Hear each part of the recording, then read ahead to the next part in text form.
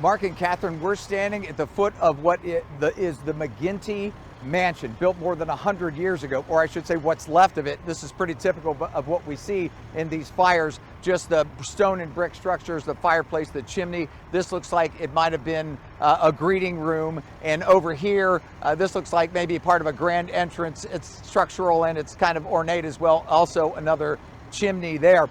You know, this is a home that has a very storied past. This was built by McGinty, like I said, 100 years ago.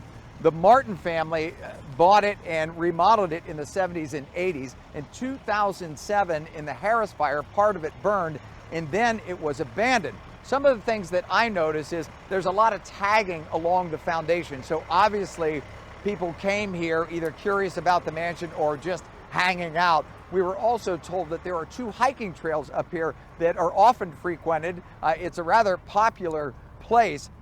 So this was a very difficult fire for a number of reasons, and one of them was right over here where the road up here collapsed. So they had to bring the bulldozer in and fill that back in, and so they could get the engines up here and start getting a hose line and also starting cutting around it. In fact, they were more concerned with cutting a line around it with this wind than they were actually on the interior of the fire, which is where we are at. So 100 firefighters on this, 18 engines on this, several other apparatus. We had helicopter drops, we have the hand crews, and of course, several pieces of equipment. And frankly, just in the last 10 minutes or so, they've been able to get the engines closer to the mansion. It was very difficult getting up here, a very narrow road, much of it collapsed. We actually followed the bulldozer up, and at the suggestion of a firefighter, we pulled our rig over to the side and then just walked the rest of the way, which was just about a half mile. Thankfully, we were along with San Diego's hand crew #1. They wanted to make sure that I mentioned that, and those are the guys that are digging that line around here.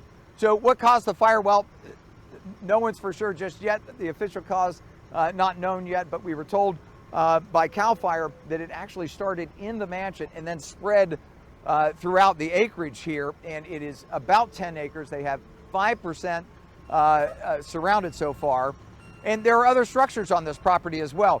4 or 5 other structures, and they all burned. They also burned in this fire.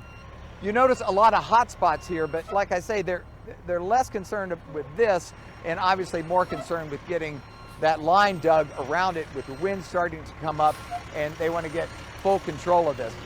I'm watching the engines backing up right now, and I'm not positive what exactly they're doing, so we want to make sure we kind of stay out of their way as best we can.